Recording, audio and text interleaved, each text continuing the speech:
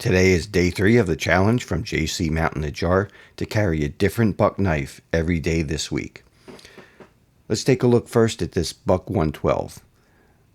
At the timing of this video, it was a year and a half ago in January that I bought this buck. They had a special release of a 110 and then a 112. I missed the 110, but I did get the 112. So you can see there, buck 112 USA. But what's different about this, as you can see there, Boss Heat Treat. This one is in Magnacut. Yes, as you can see, the scales on both sides are very different than each other. You know, at first that bothered me. I was thinking about putting some dye on here and see if I could darken it up and make it match this one a little bit better. But it's kind of grown on me, and I like the contrast in the knife. Now, the Magnacut is a very good steel. It seems to be Buck at least did a decent heat treat on it.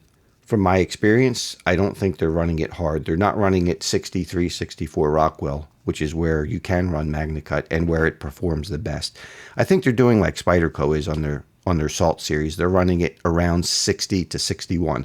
So while it does perform very good, it's not the best that you can do with Magnacut. They claim when you run Magnacut somewhere around 60, it has its maximum rust resistance. So I'm pretty sure that's what they went for, rather than absolute maximum performance. Run at 60 to 61, it's not going to be that much different than their S30V, which they do a pretty good job with. So you're going to pay more money, not gain a whole lot of edge retention. You're going to be about in the same category, but you will gain that rust resistance. So if you're going to use this by the ocean, or if you take this when you're saltwater fishing, this will be a better knife than one based on most other steels, almost any other steel on the market, except for a couple other specialty steels. To go along with the Buck 112, we're going to carry this Buck 303 as a companion knife, which is my part that I've added into the challenge. The Buck 303 Plus USA. So this one is in 420 HC instead of the Chinese ones. I think are 420 J2, which is a very low quality steel. 420 HC is quite a bit superior to 420 J2. 420 J2 was used sometimes like as liners, things that you need a tougher steel for.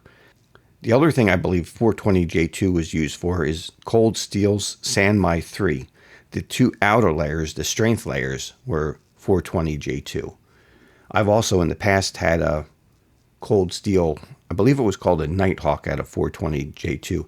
Excellent knife, tough knife. You could, tough as nails, you could do anything to it, but it didn't hold an edge all that long. So there's the clip point blade. Then you have a sheep's foot and your spay blade. I'll get them all open at the same time.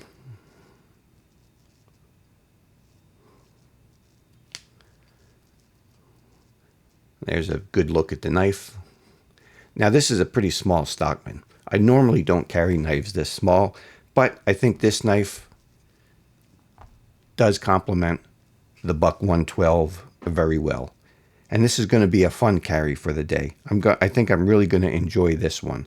I haven't decided yet if I'm going to carry this on the belt sheath or if I'm just going to drop it in my pocket like I did the Buck 110 on the first day of the challenge.